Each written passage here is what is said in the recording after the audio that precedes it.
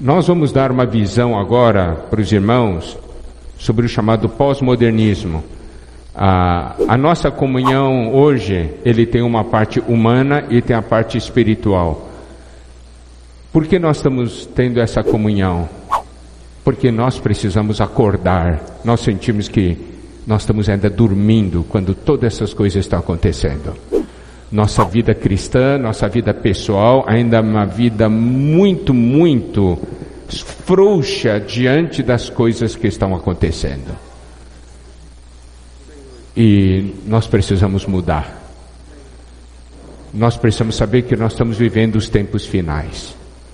Então eu vou agora mostrar para os irmãos o que é o pós-modernismo, para que os irmãos compreendam o que está acontecendo hoje na sociedade. Tá bem? Bom, a Bíblia fala do mundo, aqui ó, cosmos, é todo o sistema.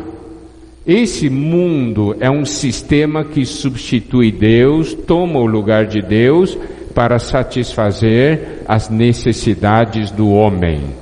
Então a Bíblia chama isso de mundo, cosmos.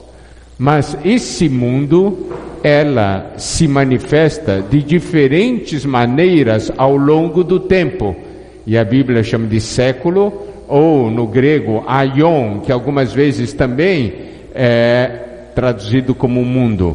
Fala do curso desse mundo. Se refere a um período de tempo.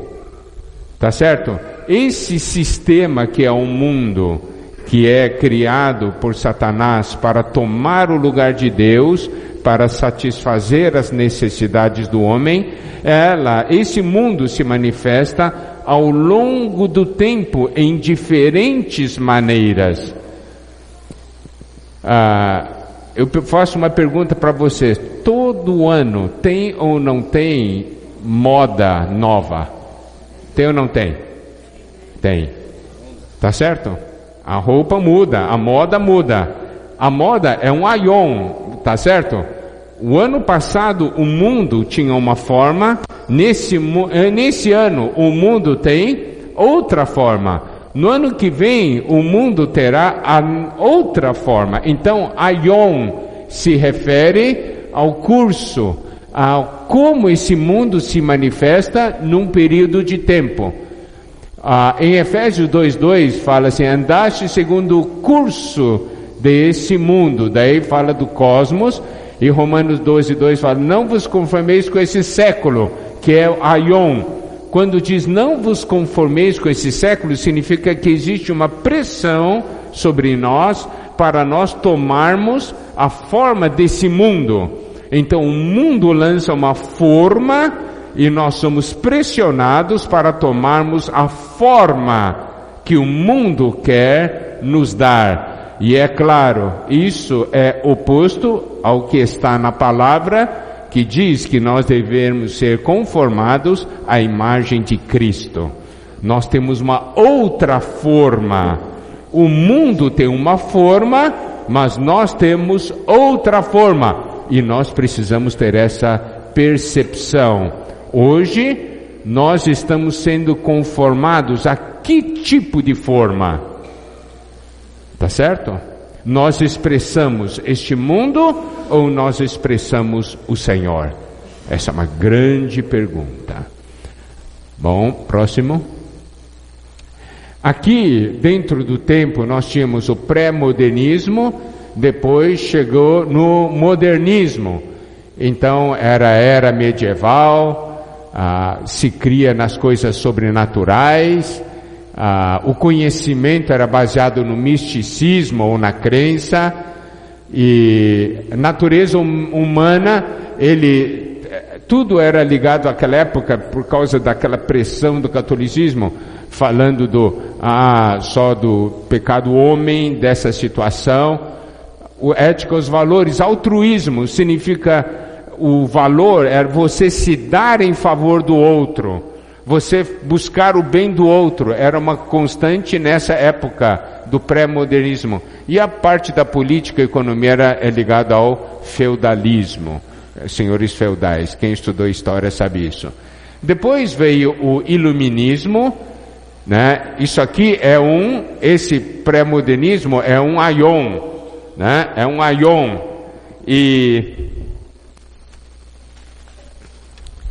E o modernismo é o aion, é a forma como ele se manifestou depois, né? Aqui, iluminismo. Naturalismo significa que começou a buscar as coisas ligadas à natureza, e o conhecimento era baseado no experimento e razão. O homem começou a usar bastante a sua razão, e a natureza humana ele começou a construir a partir da tábula rasa, significa tábua raspada. Esse termo é usado como se fosse, hoje nós falamos, uma folha em branco. Significa o seguinte: nós vamos construir agora todo o nosso conhecimento e nós vamos ter autonomia para buscar o nosso conhecimento. Estou falando da maneira como se pensava naquela época e como as coisas foram desenvolvendo. E aí saiu do altruísmo e veio para o individualismo. Antes procurava o bem do outro, procurava fazer o bem para o outro. Depois ele começou as pessoas começaram a ser individualistas, a olhar para si mesmo, para o bem próprio. E aí teve o capitalismo liberal, a política e economia, certo? Isso é um quadro bastante simplificado sobre o nosso mundo na era pré-moderna e na era moderna. Mas nós não estamos mais na era moderna, nós estamos agora na era pós-moderna. Mas isso aqui, muitos de nós vivemos ainda, vamos dizer que ainda, digamos, quem ainda viveu a parte final do século XX, a segunda metade do século XX, está vivendo ainda a era moderna, tá? E porque o pós-modernismo surgiu nesses últimos, digamos, 20 anos por ali. Bom, próximo. Então, qual que era a visão do iluminismo, que era a visão da era moderna? Na parte do individualismo, era baseado tudo na razão, e com ênfase no individualismo, buscando o liberalismo, que é a questão da liberdade, e o capitalismo, que é a questão da riqueza. A ideia era: eu quero ser livre e eu quero ser rico. Isso era que governava as pessoas.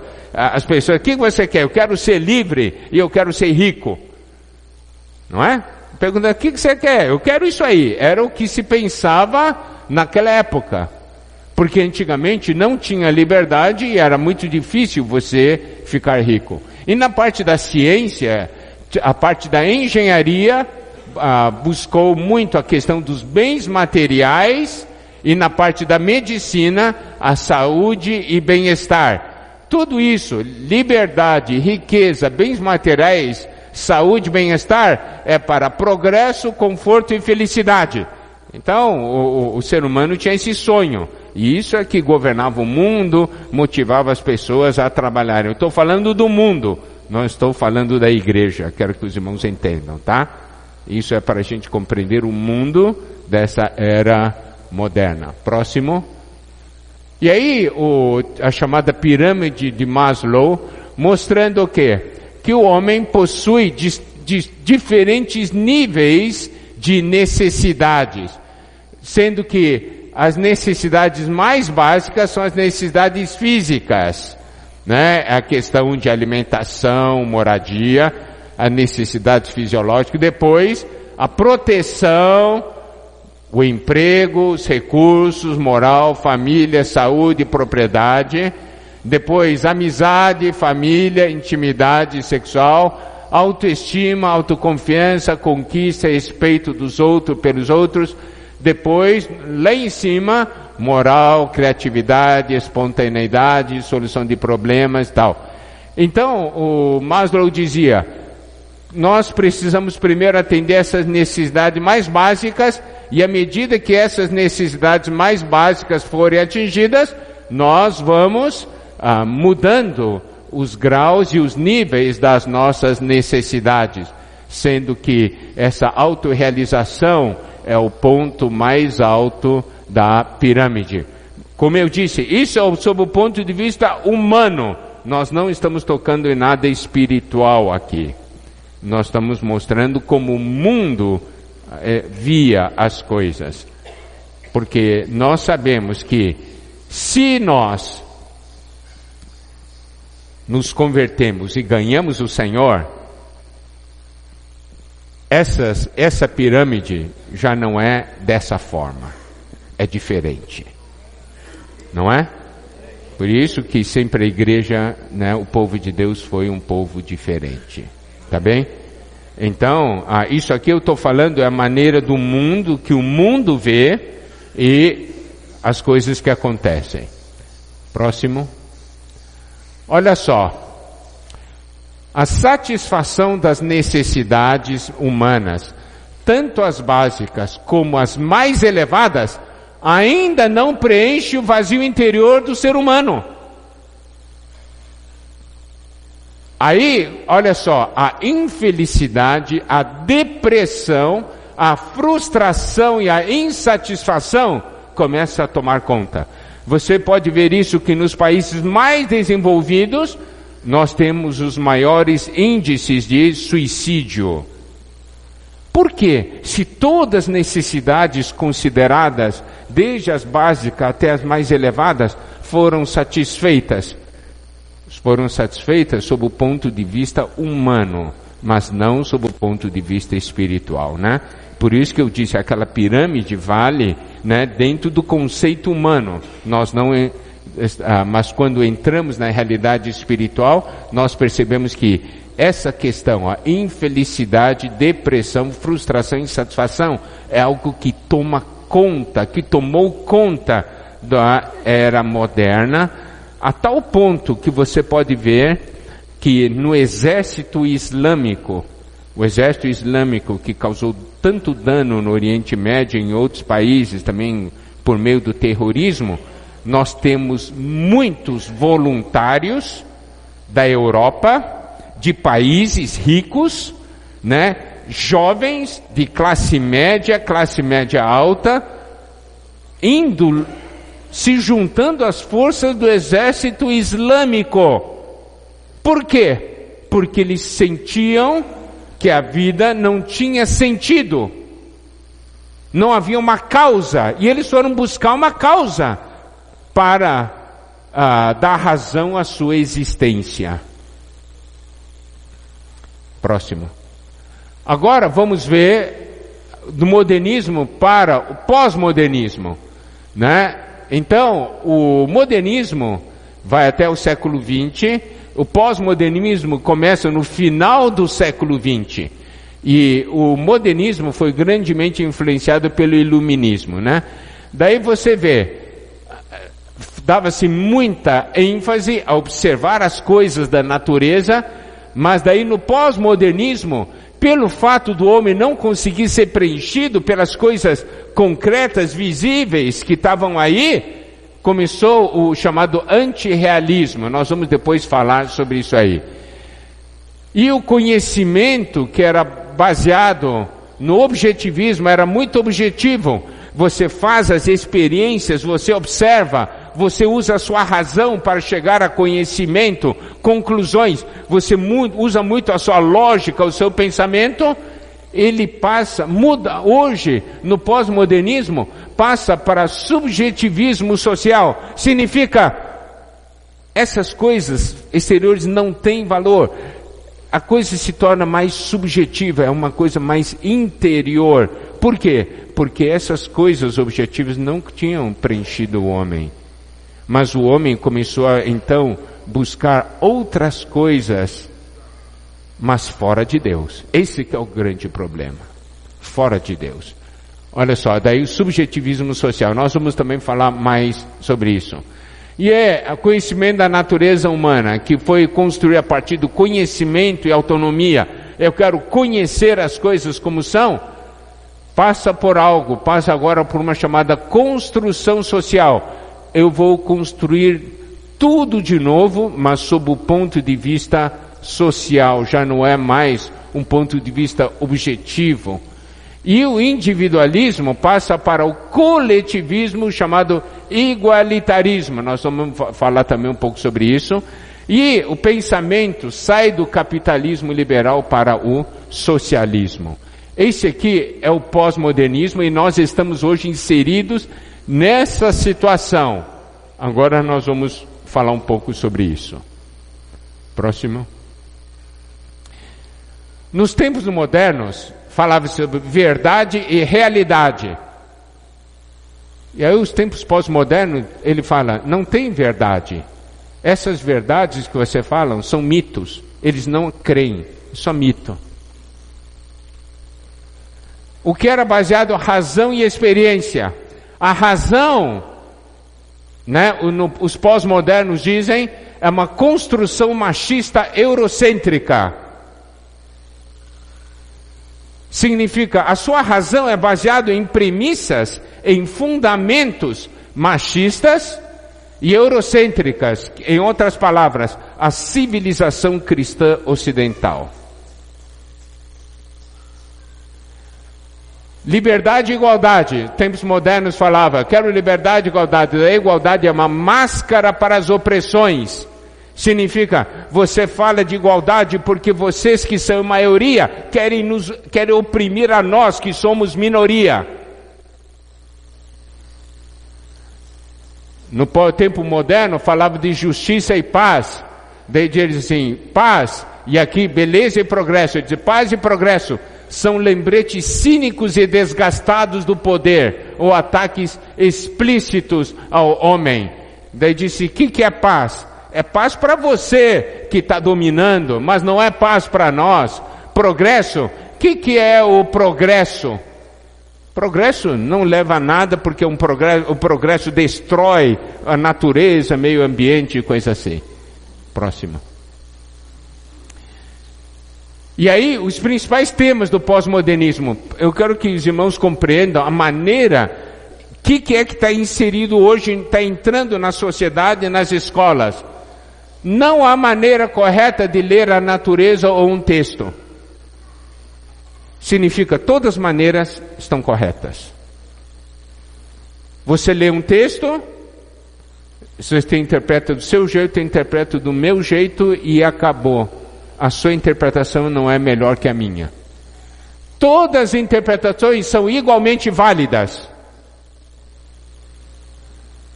E os valores, a ética, são produtos socialmente subjetivos. Significa valores éticos, tal, né? Eu quero ser justo, tudo. Agora, então, o pensamento é, eu tenho a minha justiça, você tem a sua justiça. Quem diz que a nossa justiça é igual? Vocês entendem a maneira como que eles estão levando? Virou tudo algo totalmente subjetivo, moral. Você tem moral de acordo com o seu conceito e eu tenho moral de acordo com o meu conceito. E quem diz que o seu conceito de moral é melhor que o meu conceito de moral? Por isso que começa a surgir todo tipo de coisa estranha. Ó, culturalmente os valores de nenhum grupo tem posição especial. Todos os estilos de vida são legítimos. Aí você pode ver essa questão, por isso que essas minorias estão ganhando cada vez mais força. Porque diz assim, todas as maneiras de estilo de vida são legítimos e devem ser protegidos. Olha só, isso aqui é uma coisa extremamente séria. E o direito das minorias, é preciso ser mais sensível ao que os outros pensam, querem e seus estilos de vida. Significa que o direito das minorias passam a exercer uma grande importância na sociedade. Por exemplo, a questão do homossexualismo, não é? É uma minoria, mas hoje é tão falado, como foi ali, antes era proibido, depois foi tolerado, hoje é incentivado e como foi falado ali, um dia vai ser talvez obrigatório. Significa que o direito das minorias, essas ideias, estão tomando conta de tudo. E mesmo sobre essa questão da ideologia de gênero, está tomando conta de tudo.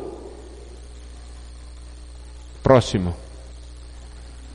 Daí hoje é politicamente correto. Você diz, seu burro. Não pode chamar burro, ele de burro não. Mamífero solípede, por favor. Eu não sou burro, eu sou um mamífero solípede. Solípede é um pé de um só casco, né? O politicamente correto se refere a uma suposta política que consiste em tornar a linguagem neutra em termos de discriminação e evitar que possa ser ofensiva para certas pessoas ou grupos sociais com uma linguagem e um imaginário racista ou sexista. Nós estamos até, por exemplo, quando a gente fala para uma pessoa, né? Hoje, você não pode falar assim, a pessoa negra ou a pessoa preta, você tem que dizer afrodescendente, né? Por quê? Você tem que cuidar para não ofender ninguém. Você não pode chamar qualquer pessoa, usar qualquer palavra para determinar qualquer coisa, seja tema racista ou sexista. Eu vejo assim, né? Muitos irmãos chamam o irmão Márcio de o japonês, né? Não é verdade? Daí eles me chamam também o chinês. Racista, hein? Você é racista. Não, eu estou dizendo, essas coisas me chamaram já de japonês, chinês, amarelo, de tudo, eu não estou nem aí, né? Mas eu estou dizendo que hoje essas coisas, você tem que começar a ter muito cuidado no falar, por quê? Porque a coisa politicamente correta. Próximo. As diferenças de opiniões são enfrentadas não com argumentação, com o benefício da dúvida e expectativa de que a razão prevaleça, mas com asserção, animosidade e disposição para recorrer à força. Você pode ver, as minorias quando falam, começam a discutir, brigam, batem. Não, você não vê isso na televisão? Não argumentam, não conversam. Em vez de usar minhas energias criativas para mudar o que eu sou e me adaptar à sociedade, eu as uso para mudar a sociedade de forma que ela me aceite como eu sou. Esse tipo de pensamento e valor, de atitude, é uma atitude extremamente perigosa. Por quê? Porque incutem nos nossos filhos o seguinte: você não precisa obedecer seus pais. Seus pais têm que aprender a aceitá-lo como você é. Isso se ensina nas escolas. Então, hoje em casa, se eu quero falar para o meu filho, né? Hoje, eu não posso mais dar umas palmadinhas nos meus filhos. Ele diz assim, eu vou te denunciar pro, como chama? Conselho, né? Conselho tutelar, né? Eu vou te denunciar. O pai não pode mais disciplinar o filho, né? E o pai diz assim, não, meu filho, isso não está certo. Todos os valores são certos. Meu filho, você tem que mudar. Vocês, pais, é que tem que mudar. Vocês têm que me aceitar como eu sou. Essas ideias estão sendo incutidas nos nossos filhos e estão sendo incutidas na sociedade. E para nós, já que já temos um pouquinho mais da idade, estou falando nossos netos. Você compreende esse tipo de pensamento? Não existe mais certo e errado. Eu não vou mudar para a sociedade me aceitar. A sociedade é que tem que mudar, porque a sociedade tem que me aceitar. Daí você compreende por que essas coisas estão acontecendo hoje no mundo? É mais fácil mudar a comunidade e a sociedade do que mudar a identidade do indivíduo. E isso causa muito menos dano. Essa é a atitude. Eu mudo a sociedade, eu não preciso mudar. A sociedade que mude, porque tudo é válido. Tudo é válido.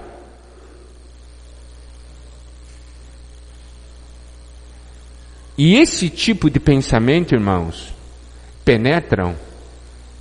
E não pense que não vai penetrar na igreja. Se a igreja não tiver muros no sentido espiritual, esse tipo de pensamento vai entrar. Significa o quê?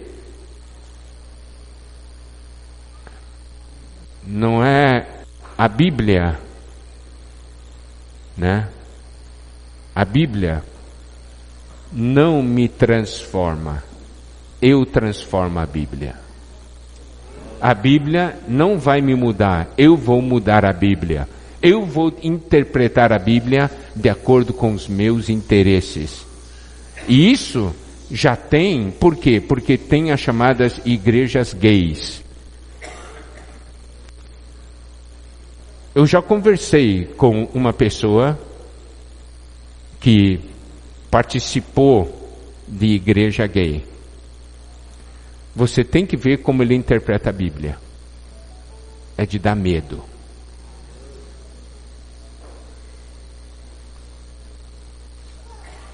Esse é o mundo que nós estamos vivendo hoje. Hedonismo, cada uma das doutrinas que concordam na determinação do prazer como bem supremo, finalidade e fundamento da vida moral. Então se busca, o máximo é o prazer. Por quê? Porque o homem tem vazio. E eu quero dizer uma coisa, amados irmãos, baseado nisso aqui você pode ver a importância da igreja na pregação do Evangelho. As pessoas estão mergulhando nisso tudo, porque não conhecem o Evangelho. E é nossa responsabilidade. Próximo.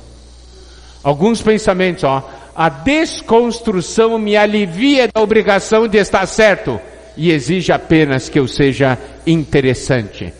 Significa, há toda uma desconstrução social para uma nova construção social. Então, eu não tenho nenhuma obrigação de estar certo. Certo? Se eu tenho um jeito, a sociedade que me trate de me aceitar.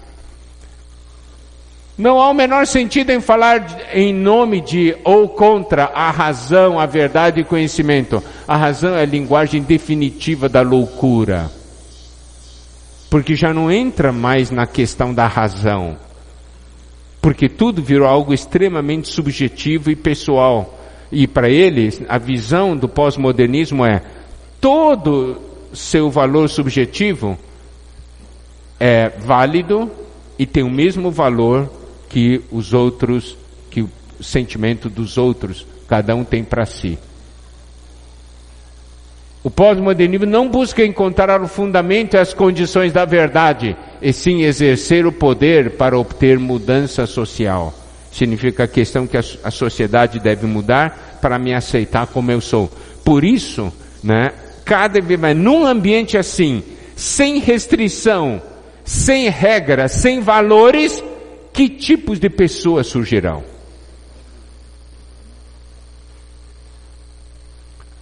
Próximo. Aí uma boa pergunta. Por que os principais pensadores pós-modernistas são de esquerda e alguns casos de extrema esquerda? Porque esse segmento proeminente de esquerda, a mesma esquerda que tradicionalmente defendia sua posição em bases modernistas de razão, ciência, justiça para todos e otimismo, agora propaga temas contrários à razão, contrários à ciência, temas de que no amor e na guerra vale tudo e temas de cinismo. Aquele último vídeo que nós vimos falando do Gramsci, ali está a razão. Desde a segunda metade do século XX, toda a esquerda tratou de penetrar nas universidades e em pontos da sociedade, e eles começaram a formar uma nova mentalidade, abrindo o caminho para o pós-modernismo. Por isso que isso aqui, a esquerda, a extrema esquerda, está aqui, e pelo fato do PT ter chegado ao poder, o Ministério da Educação, todas essas ideias foram introduzidas. Mas foram introduzidas no sentido de quê? Para destruir os valores hoje existentes. Nós vimos naquele último vídeo do Gramsci, né? Para destruir os valores hoje existentes. Isso, irmãos, ocorre a nível mundial. Podemos dizer, porque tomam conta das faculdades. O que hoje os professores nas universidades ensinam é totalmente baseado nessa questão do pós-modernismo. Ok, próximo. Segundo os pós-modernistas, a sociedade do século XXI deve se livrar da cultura judaico-cristã, pois é ultrapassada, radical, segregacionista, impositiva e intolerante. O que significa livrar-se da cultura judaico-cristã? Varrer a Bíblia do mapa, tirar a palavra de Deus da vida das pessoas. Irmãos, a Bíblia vai ser extremamente combatida. Isso aqui é o mundo que nós estamos vivendo hoje. Os valores da cultura judaico-cristã, eles usam esse termo judaico-cristã, são valores fundamentados na Bíblia. Antigamente, a constituição dos países eram baseados nos valores da Bíblia. E hoje, esses valores estão sendo tirados, mudados. As leis estão sendo mudadas. Tolerância tornou-se sinônimo de aceitação e a redefinição de amor. Amor, o que é? Ausência de conflito e confronto. Significa, quando você me aceita como eu sou, você me ama. Então, incutem isso aqui nos filhos. O filho quer tomar droga, quer experimentar droga. Você, filho, não faça isso. Você não me ama. Porque você está entrando em conflito comigo. Sinal de amor é não ter nenhum conflito. Imagina uma pessoa ser criada nessa condição. E todas as formas de amor são válidas. Por isso, essa questão do gênero, homossexualismo, LGBT, aquelas coisas todas. Novo milênio, nova cultura. É o que falam. Próximo. Olha aqui, consequências, né, na família. A transferência da autoridade da família para o Estado. Primeiro, nós precisamos ter a seguinte visão.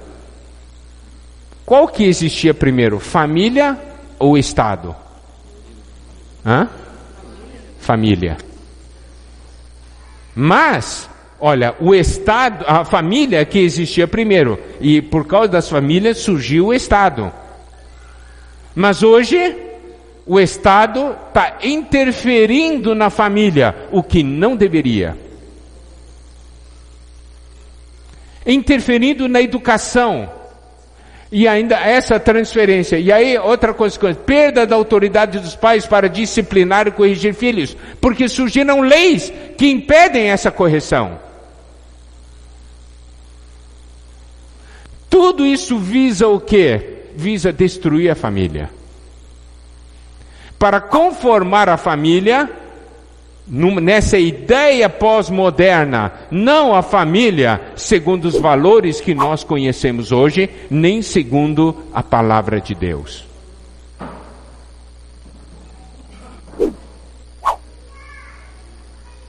Hoje tem nova definição de pais, né?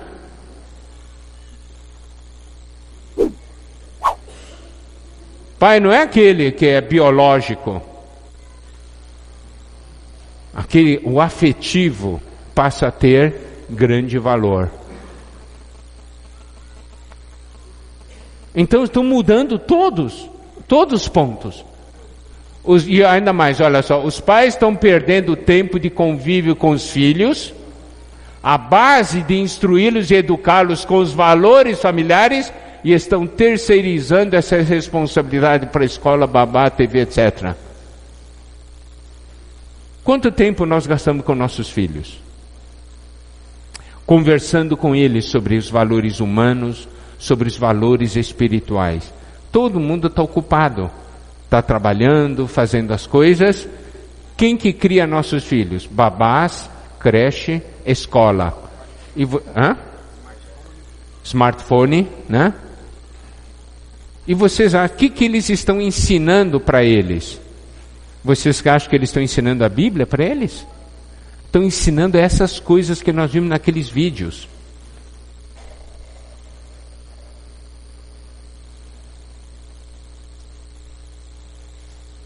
Onde estão os pais hoje? Os pais estão presentes na educação?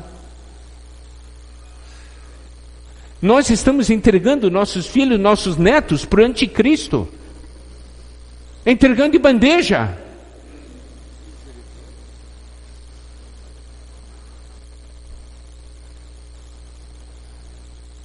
Consequência na sociedade. Os valores que eram coluna da sociedade e da família estão sendo desconstruídos e até removidos. O cristianismo, que é a base moral e ética da civilização cristã ocidental, está sendo removido da sociedade. Daqui a pouco nós vamos penetrar nos versículos, né, que falam sobre esses tempos. Próximo. Tá bom. O que a Bíblia diz sobre os tempos finais? Agora nós vamos para a Bíblia. Eu quero fazer a seguinte pergunta, irmãos. É o seguinte, você tinha essa visão? Você sabia que é isso que estava acontecendo no mundo? Qual é a maneira de pensar no mundo? Para onde o mundo quer levar a sociedade, esse sistema? Uma das maneiras de você se prevenir contra o inimigo é saber os planos dele. E essa visão do pós-modernismo nos mostra o plano do inimigo. Quando você conhece o plano do inimigo, você consegue se defender, não é? Se você não conhece, você muitas vezes até ajuda. Por quê? Porque está cheio de ciladas. A maneira de Satanás atuar é criando ciladas. Tem uma certa aparência, mas daí vem outras coisas, tá? Então, vamos ver alguns versículos para que nós tenhamos uma boa fundamentação na palavra de Deus sobre essas coisas aí. Nós vamos ver como a Bíblia é um livro extremamente atual e retrata exatamente o mundo de hoje, pós-moderno, o mundo que antecede a volta do Senhor Jesus. Irmãos, o Senhor está voltando. Está voltando. Não vai ser muitos anos. Está voltando, irmãos. Nós temos que acordar. Nós temos que acordar.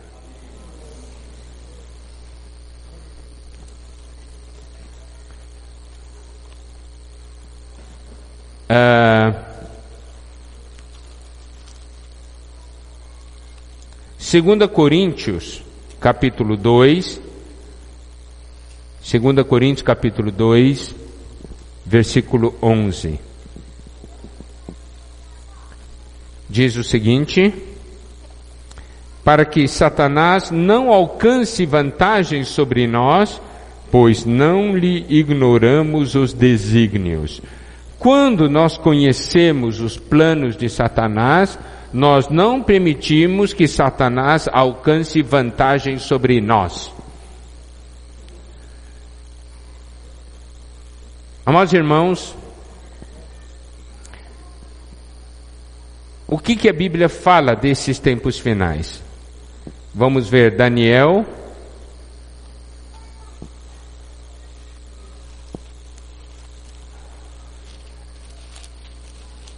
Daniel capítulo 7.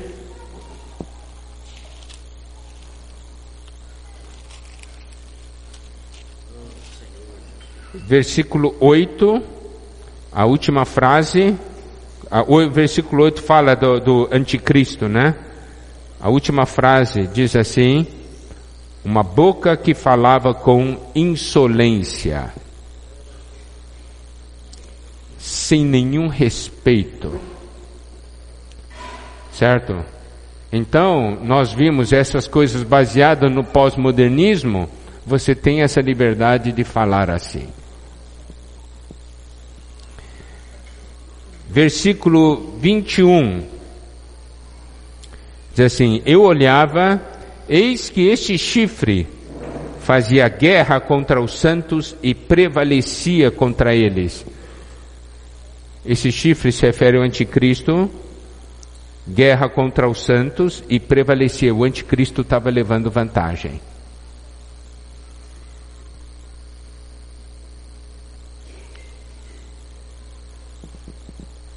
Versículo 25, falando do anticristo: proferirá palavras contra o Altíssimo, magoará os santos do Altíssimo e cuidará em mudar os tempos e a lei, e os santos lhe serão entregues nas mãos por um tempo, 2 tempos e metade de um tempo. Olha aqui fala que o anticristo irá falar palavras contra o Altíssimo, e hoje, nesse mundo pós-moderno, fala-se mal de Deus, se blasfema contra Deus, todo instante você vê as pessoas. E magoará os santos do Altíssimo, significa criar um desgaste nos filhos de Deus. Toda essa situação, esse ambiente, cria esse desgaste. E aqui fala que ele vai mudar os tempos e a lei. Então nós já estamos vendo a mudança dos tempos e a lei.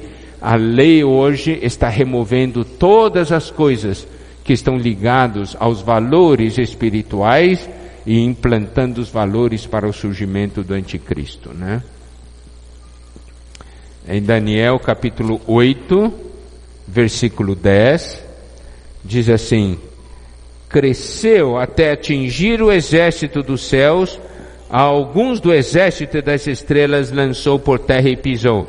Isso é a guerra que o anticristo faz contra os santos. Amados irmãos, hoje existe uma guerra espiritual intensa contra a igreja, contra os filhos de Deus, e ninguém está percebendo.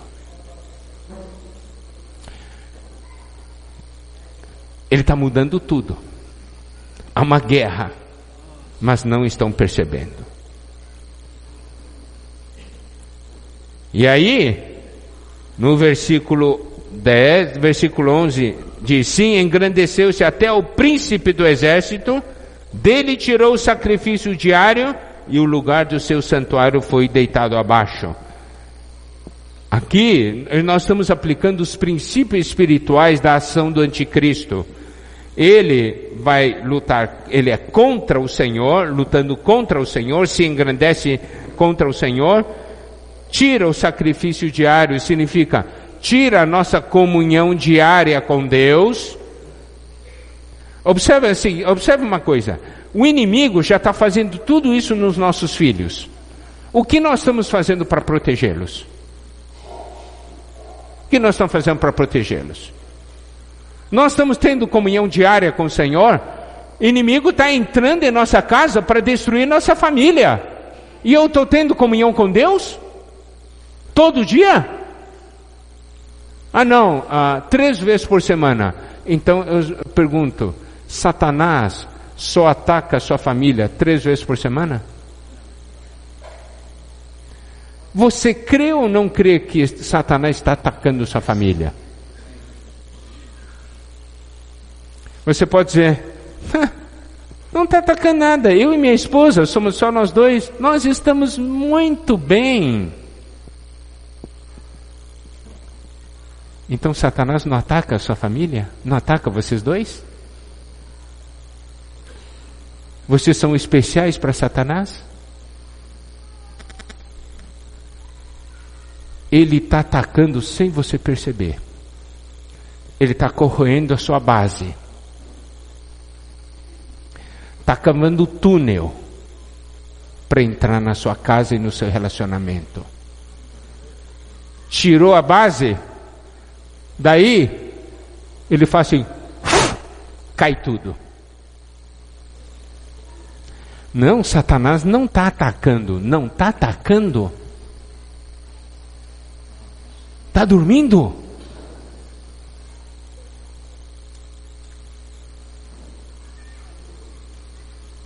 Você sabe o que ele está fazendo?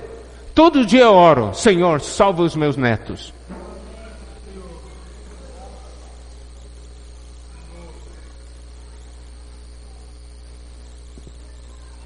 Como é que eu vou me defender se eu não tenho comunhão diária com Deus? Por que eu estou falando isso aqui?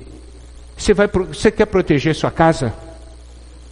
Quer proteger seus filhos? Quem tem aqui filhos na escola? Levanta a mão.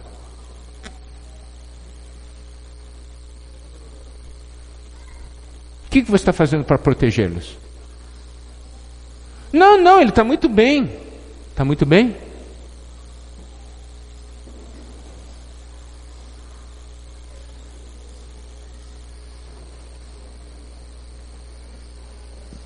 (12)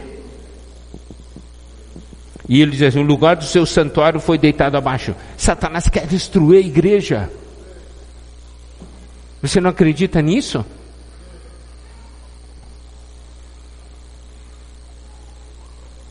Versículo 12: o exército lhe foi entregue com sacrifício diário por causa das transgressões. Deitou por terra a verdade, e o que fez prosperou. O inimigo vai deitar por terra a verdade. Não é? Nós não vimos no pós-modernismo? E já diz assim, verdade é um mito. Já hoje se ensina isso. Deitou por terra a verdade, já se ensina isso. Verdade é um mito. A verdade é subjetiva, todas as verdades são válidas.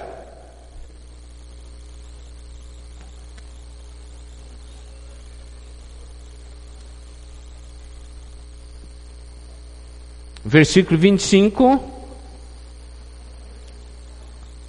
Por sua astúcia nos seus empreendimentos, fará prosperar o engano.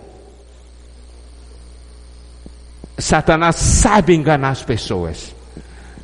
E no seu coração se engrandecerá e destruirá a muitos que vivem despreocupadamente. Ele vai destruir aqueles que vivem despreocupadamente. Olha só o cenário em que nós estamos vivendo hoje.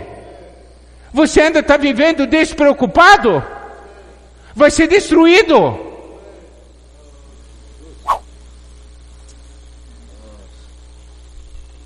Como está a sua busca pelo Senhor?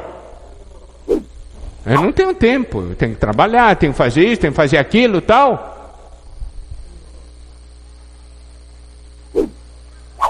Enquanto isso, Satanás está trabalhando a todo vapor. Não pense que essas mudanças do pós-modernismo vieram de uma hora para outra. Nesses últimos 70 anos, podemos dizer, esse foi um trabalho, resultado já de 70 anos, pelo menos.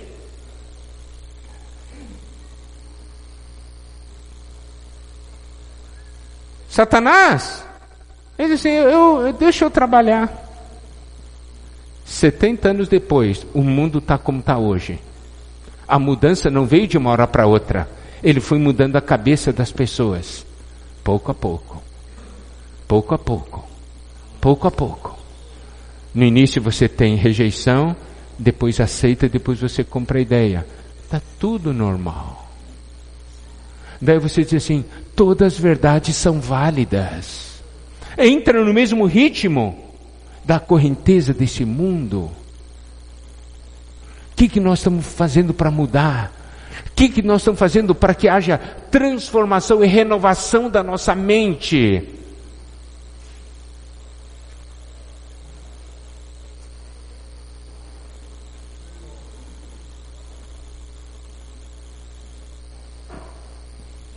destruirá os que vivem despreocupadamente. Lembre-se desse versículo. Isso é uma profecia. Destruirá os que vivem despreocupadamente. Daniel 11, 21. Segunda parte, a parte final. Mas ele virá caladamente e tomará o reino com intrigas. Ele vem caladamente. Ninguém consegue vê-lo. De uma maneira muito sutil. Caladamente começa a trabalhar. E ele vai ganhar um reino por intrigas. Mexe aqui, mexe ali, cria insatisfação e conquista a mente. Intrigas.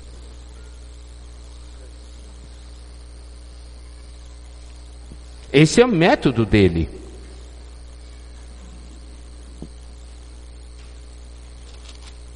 (11, 28), o homem vil se refere a ele. No versículo 32, diz aos violadores da aliança, ele com lisonjas perverterá. Daí vem com palavras bonitas, ele vai pervertendo. No versículo 36 em diante, aliás, vamos ainda ver no versículo 32, a segunda parte. Mas o povo que conhece ao seu Deus se tornará forte e ativo. Irmãos, é nesse tempo, aqui ele fala do tempo do pós-modernismo. É exatamente onde, aqui claro, fala do anticristo trabalhando, né? Mas nessa época do pós-modernismo, exatamente onde ele está trabalhando, mostra o povo que conhece ao seu Deus se tornará forte e ativo. Quem conhece a Deus não vive despreocupadamente, é forte e ativo. Por quê? Porque diz assim, aqui não entra. Aqui é reino de Deus. Aqui é reino dos céus. Na minha casa não entra.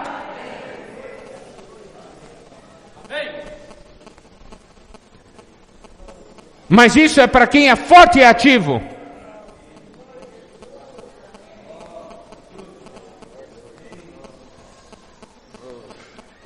Olha só o versículo 36. Este rei fará segundo a sua vontade e se levantará e se engrandecerá sobre todo Deus. Contra Deus os deuses falará coisas incríveis e será próspero, até que se cumpra a indignação, porque aquilo que está determinado será feito. Não terá respeito aos deuses de seus pais, nem ao desejo de mulheres, nem a qualquer deus, porque sobre tudo se engrandecerá.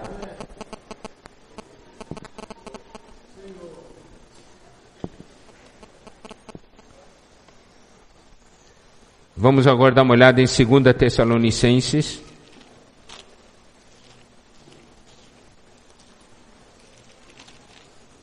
Amados irmãos, eu quero que vocês agora compreendam por que o Senhor Jesus disse: edificarei a minha igreja e as portas do Hades não prevalecerão contra ela.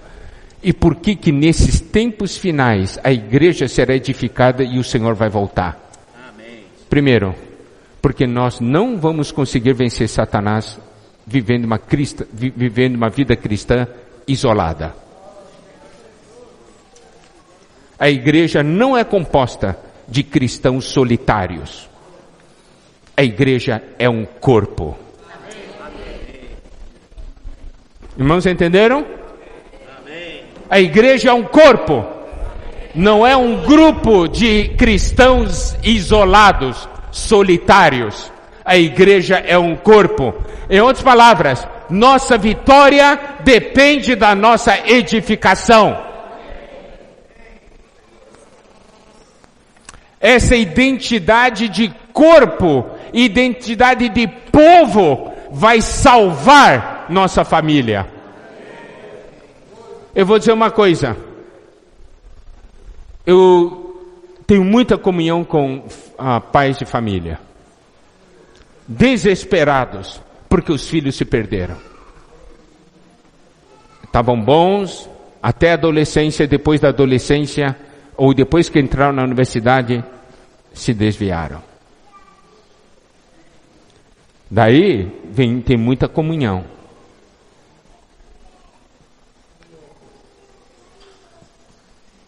Qual foi o problema? Não deram aos seus filhos a visão da identidade de um povo, de um corpo. Deram a seus filhos a visão de indivíduo.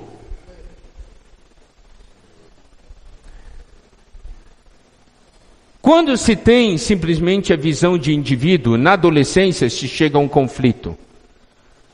Por que só eu sou diferente? Por quê? Meus pais querem que eu faça isso, mas os pais dos meus colegas deixam. E olha, a ideia pós-moderna entra. Daí o conselho dos professores, amigos, os seus pais têm que aceitar como você é. Você não tem que aceitar nada dos seus pais. Aí fica com essa ideia.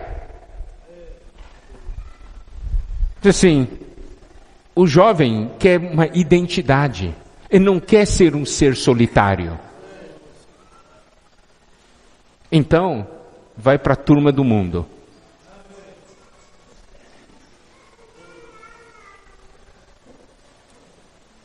Se desde pequenos mostrarmos aos nossos filhos, nós somos o povo de Deus, nós somos diferentes. Não é só você que é diferente. Olha para toda a família de Deus. Todos nós aqui somos diferentes. Daí ele vai saber, eu faço parte de um povo. Eu não sou um diferente solitário. Eu faço parte de um povo diferente. Essa é a razão pelo qual, olha só os judeus. Eles conseguem manter sua identidade ao longo dos séculos. Não interessa o país, eles estão espalhados pelo mundo inteiro. Não estão? E eles sabem, eu sou judeu. E se orgulham disso.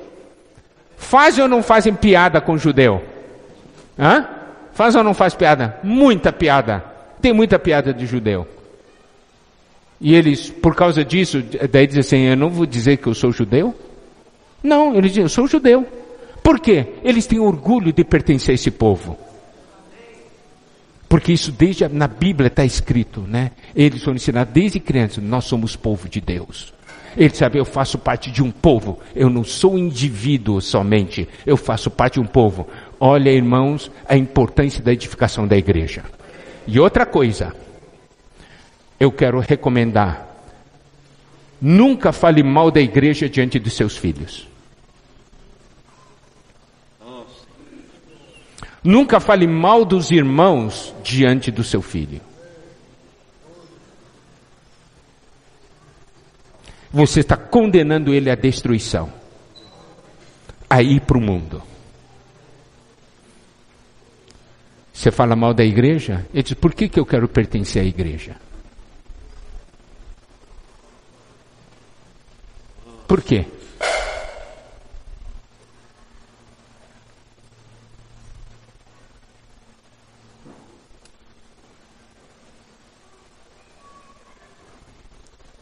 E tenha cuidado com o seu viver dentro de casa. Nós estamos dando aconselhamento para jovens. Jovens abrem o coração. Diz, filho, a gente diz para ele, por que você é assim?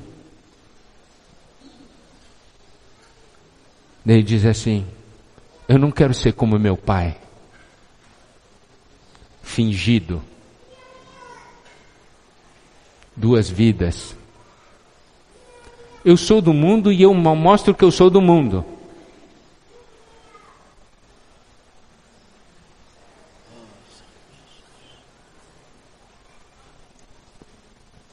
Vocês não imaginam o desespero que bate em nós.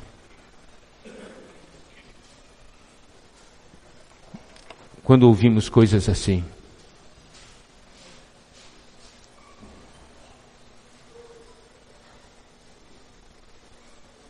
Esse mundo quer destruir nossos filhos, nossos netos. E nós, que tipo de viver estamos tendo? Eu não venho para a reunião, eu quero que meu filho vá para a reunião. Reunião para mim não está na prioridade. Eu quero que meu filho tenha a reunião da igreja como prioridade. A reunião da turma vai ser a prioridade. Desculpe, irmãos, mas nessa manhã nós estamos aqui para mostrar os tempos atuais.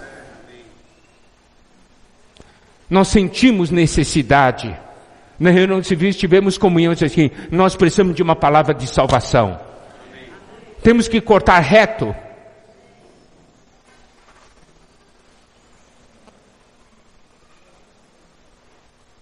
Encorajamos nossos filhos nas coisas espirituais. Nós somos o modelo. Se eu sou crítico, meu filho aprende a criticar.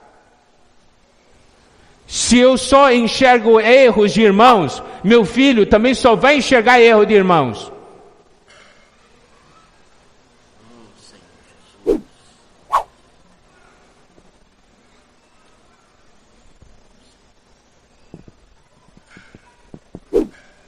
Lembre-se, Satanás está tirando tudo os valores, implantando os valores dele.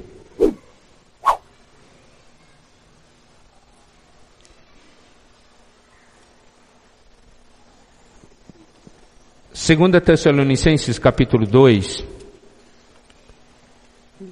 versículo 3.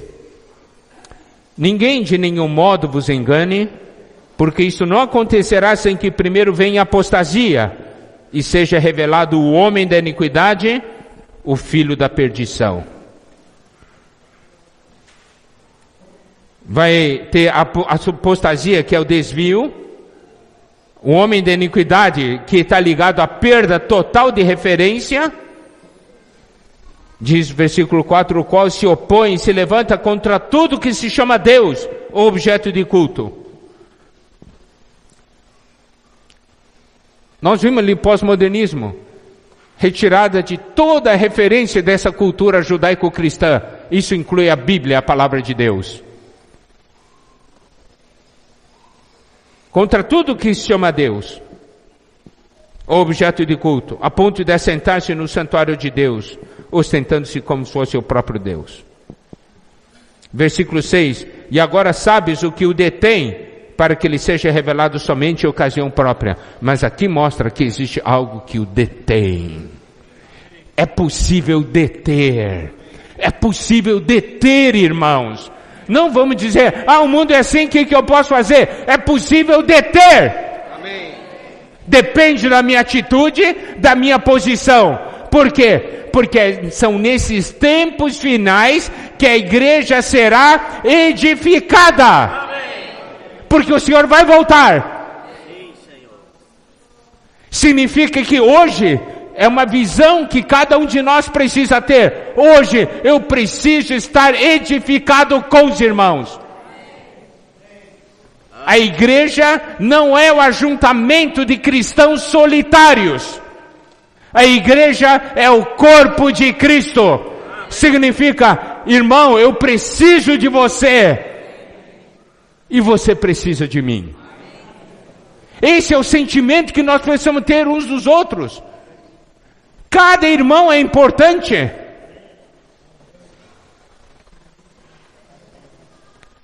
Uma vez, um irmão que cuidava dos jovens assim, sempre com muito afinco, muito cuidado, tinha realmente esse irmão muito bom. Daí um outro irmão chegou para ele assim, irmão, você está cuidando desses jovens, mas seu filho é tão pequeno, como você cuida com tanto amor desses jovens? Você pode falar para mim a razão? Ele disse assim, eu cuido muito bem desses jovens, porque eu não sei qual desses jovens um dia vai cuidar do meu filho.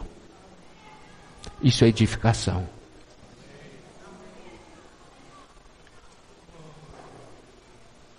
Precisamos cuidar uns dos outros. Precisamos conhecer nossas fraquezas, nossas limitações. Todos nós temos fraquezas e limitações.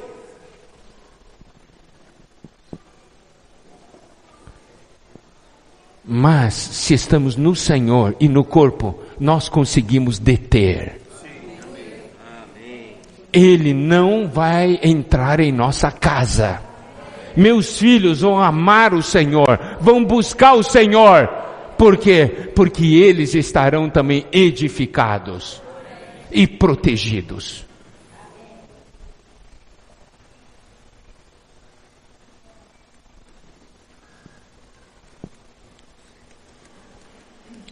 Versículo 7 de 2 Tessalonicenses capítulo 2.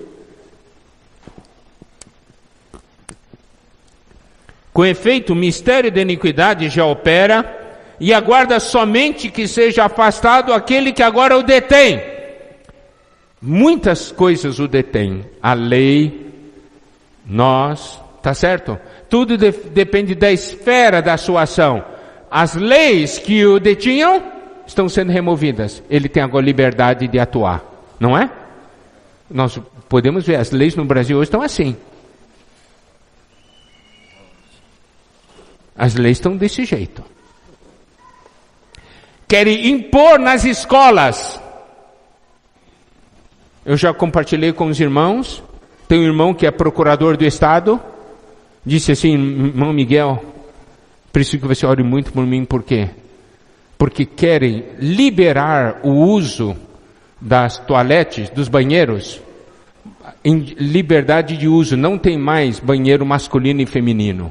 Querem liberar.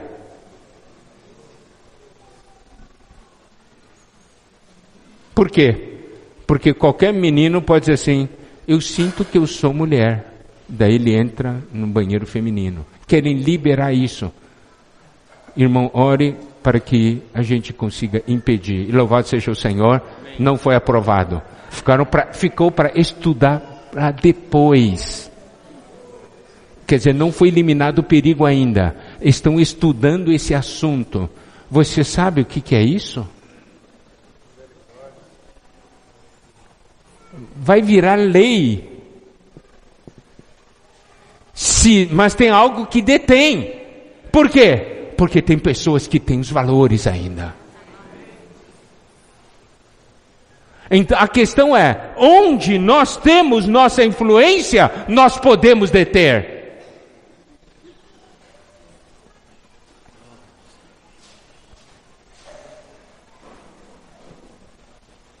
Versículo 8, então será de fato revelado o iníquo, a quem o Senhor Jesus matará com o sopro de sua boca e o destruirá pela manifestação da sua vinda. Ora, o aparecimento do iníquo é segundo a eficácia de Satanás, com todo o poder e sinais e prodígios da mentira, com todo o engano de injustiça aos que perecem, porque não acolheram o amor da verdade para serem salvos. É por esse motivo, pois, que Deus lhes manda a operação do erro para darem crédito à mentira, a fim de serem julgados todos quantos não deram crédito à verdade, antes, pelo contrário, deleitarem-se com a injustiça. Agora, eu gostaria de ler com os irmãos um outro versículo que nos atinge diretamente, 2 Timóteo capítulo 3, a partir do versículo 1 até o versículo 4. Diz assim: sabe, porém, isto, nos últimos dias sobrevirão tempos difíceis. Pois os homens serão, olha só como os homens serão, egoístas, isso significa amantes de si mesmo. Significa, eu só me importo comigo. Eu quero, irmãos, que nós tenhamos uma percepção espiritual da nossa pessoa diante de Deus. Que tipo de pessoas nós somos e se sofremos ou não essa influência da iniquidade na nossa vida. Eu sou egoísta? Isso significa, eu só amo a mim mesmo? Segundo, avarento, aquele que ama o dinheiro. Eu sou aquele que ama o dinheiro?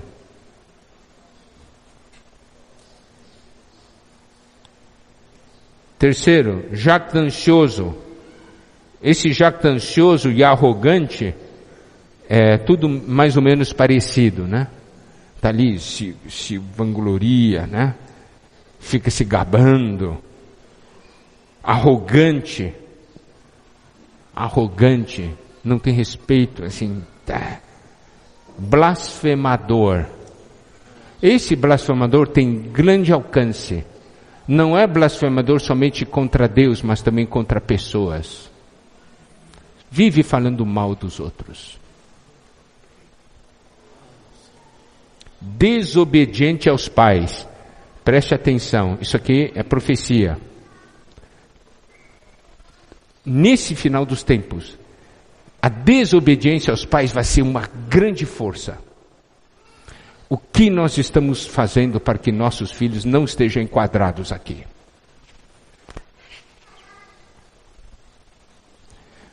Nós vimos o pós-modernismo, incentiva isso. Você não precisa obedecer aos pais. Seus pais que têm que te aceitar como você é.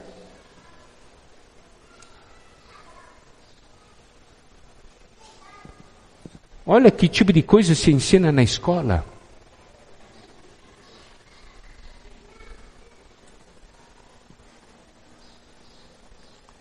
Ingratos. Falta de gratidão.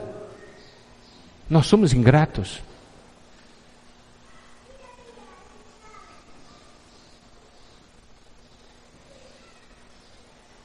Irreverentes. Não tem respeito por nada.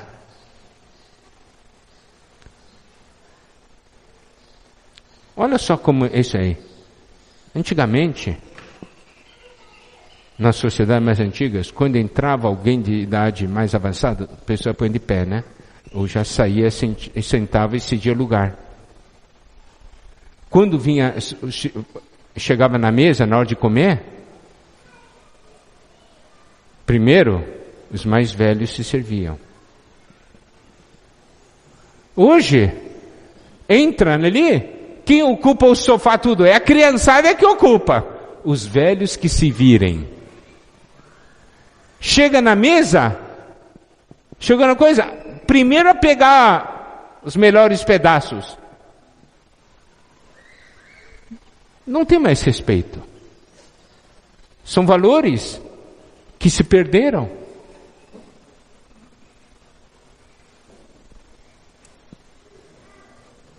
Desafeiçoados, não tem mais sentimento, porque foram moldados a esse mundo, não tem mais afeição, implacáveis, nós somos implacáveis com os irmãos, nós condenamos todo mundo, temos misericórdia com irmãos, ou nós somos implacáveis? É sinal do final dos tempos. Eu acho que sei tudo, acho que eu posso tudo, está todo mundo errado. Sabe, esse tipo de sentimento vai aumentar e nós temos que cuidar para que esse sentimento não domine nosso ser.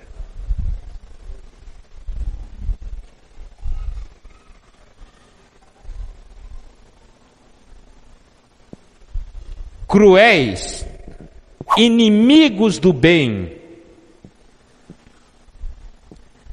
Quem quer ser do bem? Eu me lembro, quando nós éramos crianças, nós brincávamos quem era do bem e quem era do mal. Todo mundo queria ser do bem, ninguém queria ser do mal.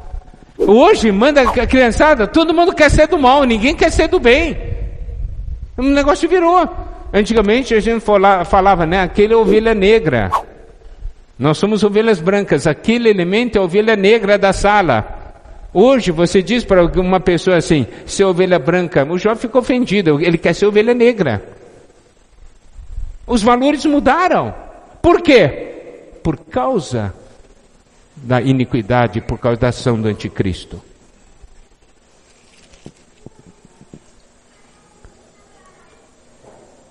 Traidores. Significa o quê? Não são leais a uma causa. Porque só pensa em proveito próprio, então fica aqui, fica ali, fica... Atrevidos ultrapassam a linha. Enfatuados também são aqueles que, se acham mais amigos dos prazeres que amigos de Deus. Mas o que é mais perigoso está no versículo 5. Tendo forma de piedade. Irmãos, isso aqui é uma grande advertência para todos nós. Tem forma de piedade, quer dizer, ninguém consegue ver isso. Porque ele tem uma forma de piedade. Está tudo dentro aqui, ó.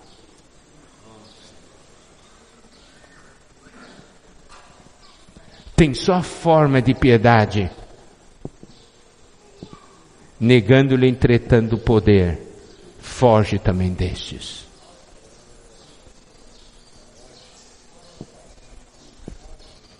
Primeira Timóteo 4. Irmãos, eu digo o seguinte, quanto mais nós penetramos nesses versículos, mais sentimos necessidade de Deus, mais sentimos necessidade da igreja. Vocês concordam comigo? Amém. Porque eu não sou indivíduo, eu sou um membro do corpo de Cristo.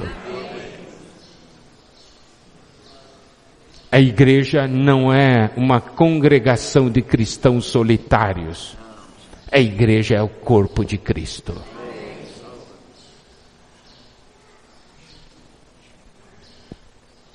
Primeira Timóteo capítulo 4, versículo 1.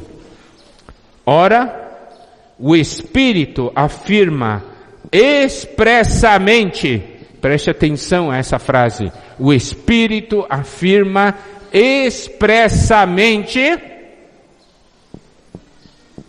que nos últimos tempos alguns apostatarão da fé, significa se desviarão da fé, por obedecerem a espíritos enganadores e ensinos de demônios.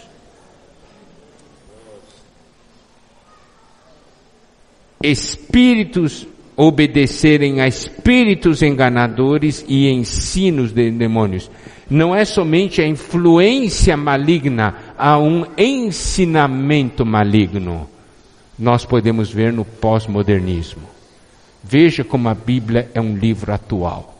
Nos últimos tempos, o Espírito afirma, vai haver ensinos de demônios. E já está acontecendo. E onde está o ensino da palavra de Deus? Em nossa casa.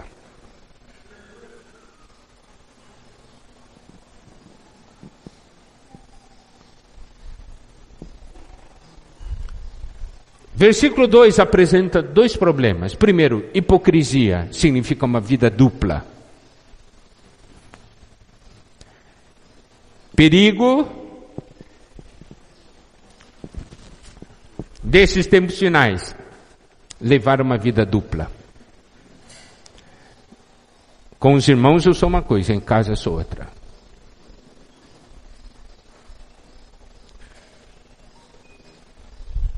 Isso tudo é influência desses espíritos e ensinos. Outro problema no versículo 2 é consciência cauterizada. Perdeu-se o sentimento das coisas de Deus.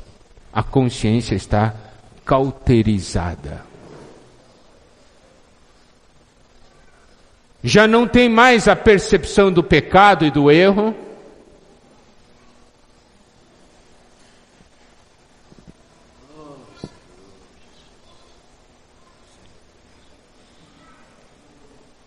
E essa é a situação.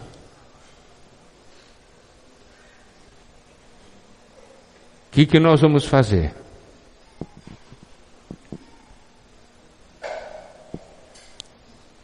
No versículo 5, tem duas coisas: palavra de Deus e oração. Antídotos para isso: palavra de Deus e oração. Versículo 6, antídoto: alimentado com as palavras da fé e da boa doutrina, ou do bom ensinamento que tem seguido. Amém. Alimentado com a palavra. E do bom ensinamento que tem seguido, significa, eu sigo o que foi falado.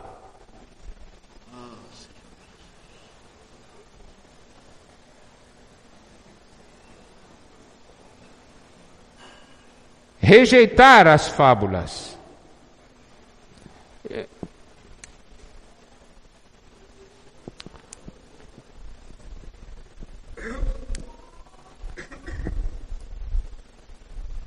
Eu não devo criar minhas próprias fábulas. E aqui diz, exercita-te pessoalmente na piedade. Eu tenho que exercitar o meu espírito. Irmãos, isso é fundamental. Exercitar o meu espírito. Por quê? Porque tem a promessa da vida que agora é e daqui há de ser. Fiel esta palavra e digna de inteira aceitação. Versículo 10 diz, ora, é para esse fim que labutamos e nos esforçamos sobremodo. Significa, olha só, aqui está um serviço para a nossa salvação. Labutamos e nos esforçamos sobremodo, porquanto temos posto a nossa esperança no Deus vivo, Salvador de todos os homens, especialmente dos fiéis. Aqui diz, ordena e ensina estas coisas. Ordena e ensina essas coisas. Irmão, nós temos que passar uns para os outros essas coisas. Não é fofoca, mas aquilo que edifica.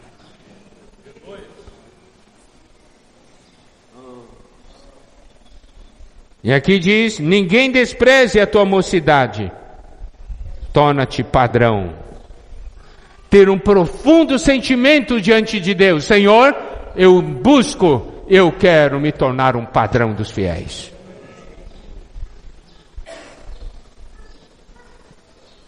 Na palavra, um padrão, preste atenção, na palavra, no procedimento, no amor, na fé, e olha esse último, na pureza. Bem-aventurado os puros de coração, os limpos de coração, porque verão a Deus. Padrão na pureza, eu quero mostrar um outro versículo, amados irmãos, que é de grande importância.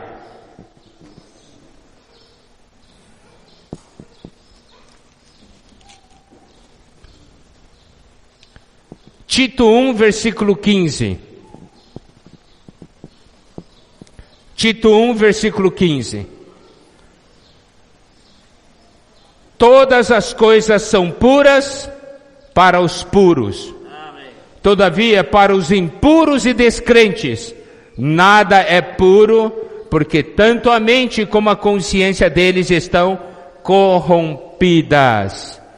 Todas as coisas são puras para os puros. Amados irmãos, amadas irmãs, vamos olhar uns para os outros com pureza. Por que eu estou dizendo isso aqui? Eu não quero que quando o Nélio fala uma frase comigo, eu diga assim, e que intenção que o Nélio tem falando isso comigo?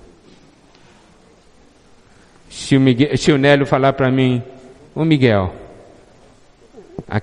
você não devia ter feito aquilo. Eu devo dizer, obrigado, irmão. Porque meu coração é puro. Então eu considero que Nélio falou para mim, falou de coração puro. Ele quer me ajudar porque ele me ama. Porque meu coração está puro. Agora, se ele falar uma frase, não sei não.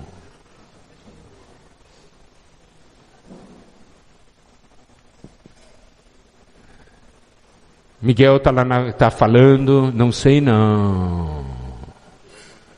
Acho que ele quer bater em mim. Mas eu não quero bater em ninguém. Eu quero que todos sejam salvos. Estou falando de coração puro.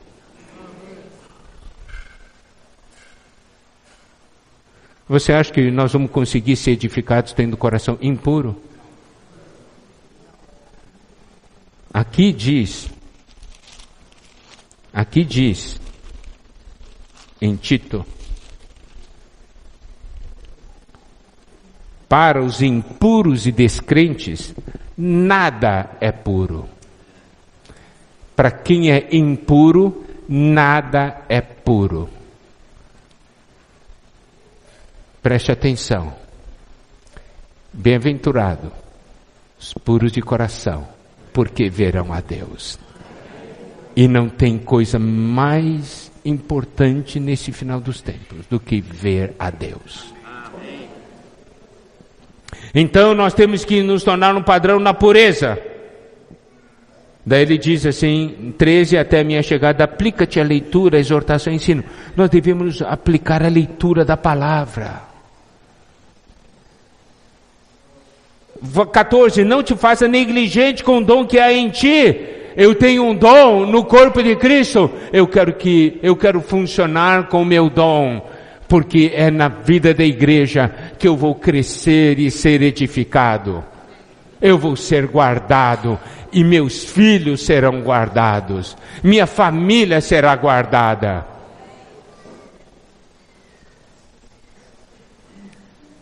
Medita essas coisas e nelas ser diligente para que teu progresso a todos seja manifesto.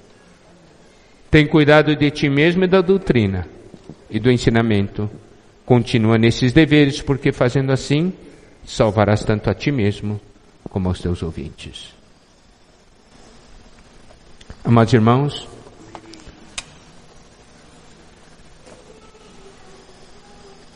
essa palavra foi dada porque foi a necessidade que nós sentimos.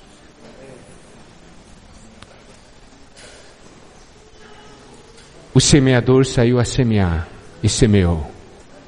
Agora que tipo de terra é o seu coração?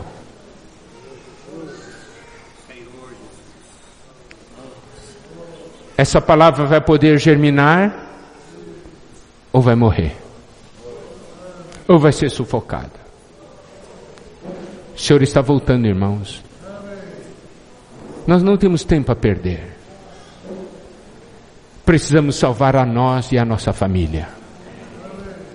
Damos graças a Deus porque nós temos a vida da igreja em Uberaba.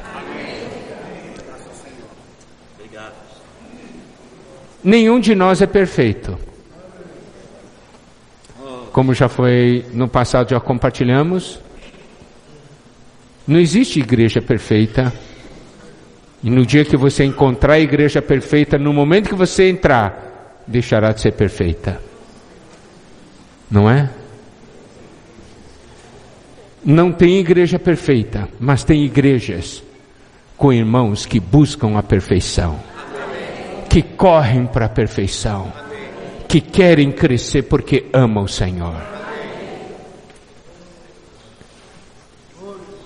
Nesse tempo final, vamos ter duas classes de pessoas: aqueles que amam a vinda do Senhor e aqueles que não amam a vinda do Senhor.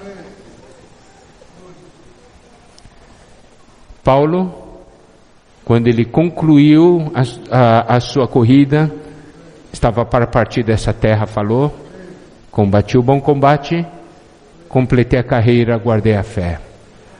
E disse: já agora a coroa da justiça me está guardada, a qual o Senhor, reto juiz, me dará naquele dia, não somente a mim, mas a todos quantos amam a sua vinda. Amados irmãos, se você ama a vinda do Senhor, você vai correr essa carreira com o coração puro. Você vai correr essa carreira, você vai levar adiante a missão que Deus lhe deu. Espero que essa comunhão tenha mostrado para nós o que está acontecendo e nos desperte para que vivamos para Cristo e para a igreja. De uma maneira viva, real e prática, né? Que Deus nos abençoe. Amém. Vamos orar 2 a 2, tá bem?